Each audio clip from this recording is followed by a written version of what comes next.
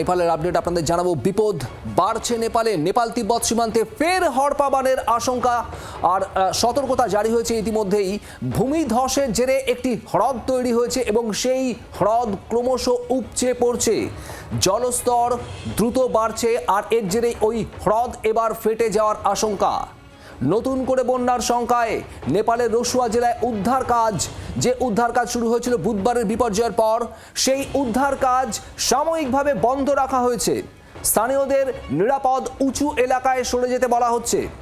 তিব্বতের দিকেও উদ্ধারকারী দল এবং যানবাহন নিরাপদ দূরত্বে সরিয়ে নিয়ে যাওয়া হয়েছে। তার মানে আপাতত উদ্ধার কাজ সামলে, উদ্ধার কাজ স্থগিত রেখে আসন্ন যে আশঙ্কার কথা বলা হচ্ছে যে আবারও হড়পাবান হতে পারে, তারই প্রস্তুতি, তার আগাম প্রস্তুতি কিভাবে সামাল দেওয়া যায়। আগামী কয়েকদিন বৃষ্টিতে পরিস্থিতি আরও ভয়াবহ হতে পারে বলে আশঙ্কা। জরুরি পরিস্থিতি মোকাবিলায় হেলিকপ্টার প্রস্তুত। রাজীব চক্রবর্তী আমাদের প্রতিনিধি রয়েছেন আমাদের সঙ্গে। রাজীব, ঠিক কি সতর্কতা, আবারও হড়পাবান আসতে পারে? শুভদীপ, দেখো, প্রথম বিপর্যয়ের ক্ষত এখনো সারেনি এবং সেখানে উদ্ধার কার্য এখনো চলছিল। তার মধ্যেই নতুন করে হ্রদ ভেঙে গেলে দ্বিতীয় দফায় বিপুল জল নেমে আসতে পারে এবং রসুয়া এবং নোয়াকোট, ত্রিশুলি এই তিনটি অববাহিকার আরো বিস্তীর্ণ এলাকায় নতুন করে বিপর্যয় ঘটতে পারে এমনই আশঙ্কা করা হচ্ছে এবং সেই জন্য হাই অ্যালার্ট জারি করা হয়েছে। নেপালের যে এলাকায় সীমান্তবর্তী এলাকায় এবং নেপাল তিব্বত সীমান্তবর্তী এলাকায় নদীর জলস্তর পর্যবেক্ষণ করা হচ্ছে এবং তোমাকে জানিয়ে রাখি যে এক্ষেত্রে এখন উদ্ধার কার্য বন্ধ রাখা হয়েছে। নতুন বিপদের যে কেন্দ্র সেটা হচ্ছে রসুয়াগাড়ি সীমান্তের থেকে যে হেলেদে নদীর গতিপথ অবরুদ্ধ হয়ে নতুন একটি হ্রদ তৈরি হয়েছে। উপগ্রহ চিত্রে তার ছবি ধরা পড়েছে এবং সেক্ষেত্রে দ্রুত জল বাড়ছে, অতি দ্রুত জল বেড়ে চলেছে এবং এর ফলে কিন্তু নতুন করে একটা সমস্যা তৈরি হওয়ার জায়গা দেখা দিয়েছে। ইতিমধ্যেই মৃতের সংখ্যা অন্তত 469 জানা গিয়েছে আর তারপর নতুন করে এই অ্যালার্ট জারি করা হয়েছে, স্টেজ 4 অ্যালার্ট জারি করা হয়েছে। যে নেপাল তিব্বত সীমান্তে যে ভূমিধস হয়েছে সেই ভূমিধসের এলাকায় একটা হ্রদ আবার উপচে পড়ছে, জলস্তর দ্রুত বাড়ছে। এক্ষেত্রে যদি আবার বাঁধ ভাঙে, বন্যার উপর বন্যা, নতুন করে বন্যার আশঙ্কা এবং নেপালের রসুয়া জেলার যে উদ্ধার কার্য রয়েছে সেই উদ্ধার কার্য কিন্তু এই মুহূর্তে স্থগিত রাখা হয়েছে। হেলিকপ্টারগুলি, শুধুমাত্র হেলিকপ্টারগুলি কাজ করছে পর্যবেক্ষণ করার জন্য, নতুন করে পর্যালোচনা করার জন্য।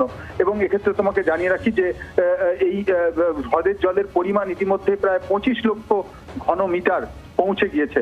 আগামী কয়েকদিন বৃষ্টি হতে পারে এমন সতর্কতা আগে থেকেই ছিল। অর্থাৎ একদিকে যে হ্রদে জলের স্তর বাড়ছে, ভাঙন দেখা দিতে পারে, বৃষ্টি হচ্ছে, পরিস্থিতি একেবারেই ভয়াবহ।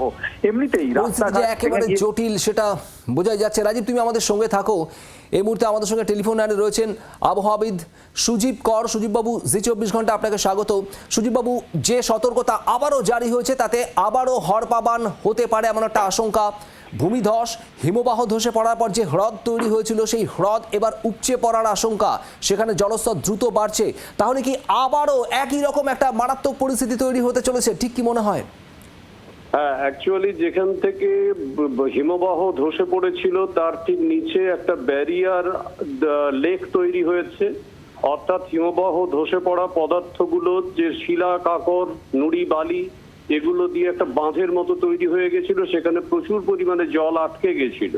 সেই জলটা আবার জলস্তরের উচ্চতা বাড়তে শুরু করেছে, প্রবল বৃষ্টিপাত সংঘটিত হচ্ছে এবং হিমালয় পার্বত্য অঞ্চলে কিন্তু পুনরায় ভূমিকম্পও সংঘটিত হয়েছে, যার ফলে আলটিমেটলি একটা হাই চান্স যে নতুন করে আবার এই ব্যারিয়ার যে বাঁধটা আছে সেই বাঁধটা ভেঙে যেতে পারে। তাহলে কিন্তু যে ধরনের জলস্ফীতি ঘটেছিল পুনরায় আবার সেরকমই একটা অবস্থা তৈরি হয়ে যেতে পারে।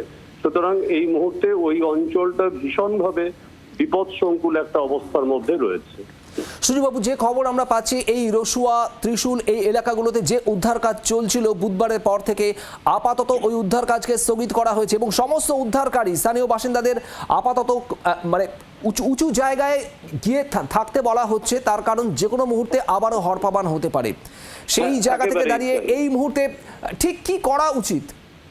অ্যাকচুয়ালি দেখুন, এই মুহূর্তে প্রকৃতির থেকে বড় আমরা কেউ নয় বা আমাদের কাছে এমন কোনো টেকনোলজি নেই যে ব্যারিয়ার বাঁধ ভেঙে গেলে সেই জলকে আটকে দেওয়া যাবে। সুতরাং সেফটি মেজারই নিতে হবে, জনগণকে সরিয়ে দিতে হবে, লোয়ার রিজিয়নে যে সমস্ত মানুষরা আছেন তাদেরকে সরাতে হবে এবং সবচেয়ে যেটা গুরুত্বপূর্ণ বিষয় সেটা হচ্ছে অত্যন্ত দ্রুত গতিতে যে অঞ্চলটার উপর দিয়ে নতুন করে জলস্তর আসার সম্ভাবনা আছে, জল প্রবাহিত হয়ে আসার সম্ভাবনা আছে, সেই জায়গাটাকে ফাঁকা করে দিতে হবে।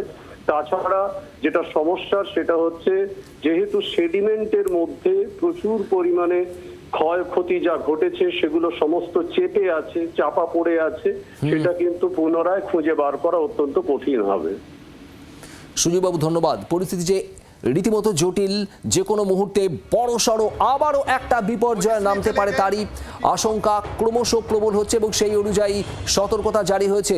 নেপালের যে ছবি আপনারা দেখছেন বুধবারের মারাত্মক বিপর্যয়, যেখানে হড়পা বানে ভেসে গিয়েছে একের পর এক প্রাণ। এখনো পর্যন্ত 469 জনের মৃত্যুর খবর বলা হচ্ছে, যদিও ধ্বংসস্তূপের নিচে আরও কত দেহ চাপা রয়েছে তার এখনো পর্যন্ত কোনো ইয়ত্তা নেই। হাজারের উপরে মানুষের সঙ্গে এখনো পর্যন্ত কোনো যোগাযোগ করা যাচ্ছে না। তারই মধ্যে আবারও বিপর্যয়ের সতর্কতা।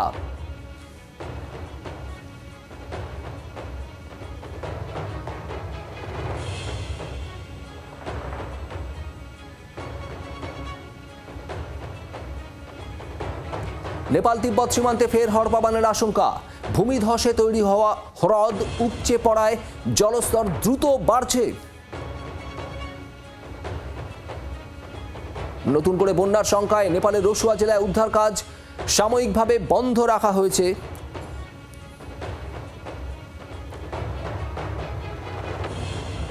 স্থানীয়দের নিরাপদ উঁচু এলাকায় সরে যেতে বলা হয়েছে। যারা উদ্ধার কাজে যুক্ত ছিলেন তাদেরকেও আপাতত উদ্ধার কাজ থেকে সরে উঁচু জায়গায় থাকতে বলা হচ্ছে।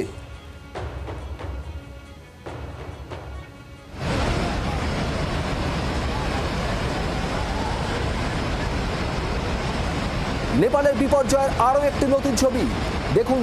কি মারাত্মক পরিস্থিতি তৈরি হয়েছিল বুধবারের এই বিপর্যয়।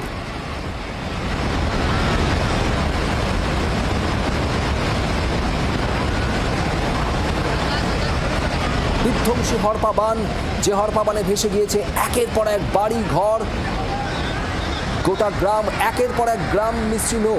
ধ্বংসস্তূপের তলায়, কাদা পাথরের স্তূপের তলায় এখনো কত মানুষ চাপা পড়ে রয়েছেন তার খোঁজ ইয়ত্তা নেই, তার পরিমাণও এখনো পর্যন্ত নির্দিষ্ট করে বলা যাচ্ছে না। উদ্ধার কাজ চলছিল একেবারে যুদ্ধকালীন গতিতে, যদিও সেই উদ্ধার কাজ আপাতত স্থগিত রেখে সবাইকে উঁচু জায়গায় গিয়ে আশ্রয় নিতে বলা হয়েছে। তার কারণ আবারও হড়পা বানের আশঙ্কা, সতর্কতা জারি হয়েছে। তিব্বতের দিকেও উদ্ধারকারী দল এবং যানবাহন যা ব্যবহার হচ্ছিল উদ্ধার কাজে সমস্তটাই নিরাপদ দূরত্বে সরিয়ে নিয়ে যাওয়া হয়েছে। ভূমিধসের কারণে যে অস্থায়ী বাঁধ তৈরি হয়েছে সেই হ্রদ এবারও ফেটে যাওয়ার আশঙ্কা, তার কারণ সেখানে জল বাড়ছে, বৃষ্টির পরিমাণও বাড়ছে, আর এতেই পরিস্থিতি আরও ভয়াবহ হতে পারে বলে আশঙ্কা। যে ছবি আপনারা দেখছেন বুধবারের বিপর্যয়ের পর আরও একটি ছবি।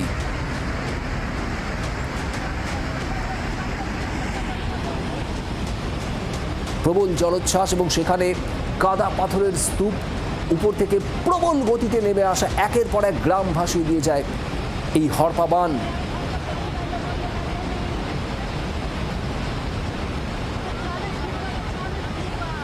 आपको वो एक एक तस्वीर दिखाई जो यहाँ के लोगों के जो दर्द है, जो पीड़ा है, उसको हम समझ रहे हैं यहाँ आकर के कि किस कदर होगा। लोग कैसे अपनी आप बीती बता रहे हैं कि सांप के जैसा समंदर का पानी पूरा उठ करके आया और ये सैलाब सब कुछ तहस नहस कर दिया, सब कुछ ख़त्म कर दिया, जिसके अब सिर्फ नामो निशान बचे हैं यहाँ पर। तो ये यहाँ की इस वक्त की तस्वीर है। अब हम और एक दूसरे एरिया में पहुँच करके आपको दिखाने की कोशिश करते हैं। इस एरिया में नेटवर्क नहीं है, इस एरिया में बिजली काट दिया गया है, क्योंकि अब भी सब कुछ बिल्कुल बर्बाद हो चुका है यहाँ पर। कैमरामैन राजेश द्विवेदी के साथ परिवेश वात्सायन, जी मीडिया, त्रिशूल बाजार। নেপালের একেবারে ক্ষতিগ্রস্ত এলাকা থেকে সরাসরি যে রিপোর্ট দেখছিলেন জি মিডিয়ার, এবং সেখানকার পরিস্থিতি এই মুহূর্তে কার্যত ধ্বংসস্তূপে পরিণত হয়েছে একের পর এক গ্রাম। সেখানে উদ্ধার কাজ চলছিল, একটানা উদ্ধার কাজ চলছিল এবং 469 জনের মৃত্যুর খবর প্রকাশ করা হচ্ছে। যদিও এখনো পর্যন্ত অন্তত 2000-এরও বেশি মানুষ 2600 জন মানুষের কোনো খোঁজ মিলছে না, যার মধ্যে রয়েছে প্রচুর ভারতীয়। প্রায় 300 ভারতীয় এখনো পর্যন্ত নিখোঁজ। যে সংখ্যাটা বলা হচ্ছে, প্রায় 300 ভারতীয়র সঙ্গে কোনো যোগাযোগ করা যাচ্ছে না। এদের মধ্যে অধিকাংশই ছিলেন পর্যটক। বাংলার আওয়াজ, বাঙালির আবেগ, জি 24 ঘন্টা।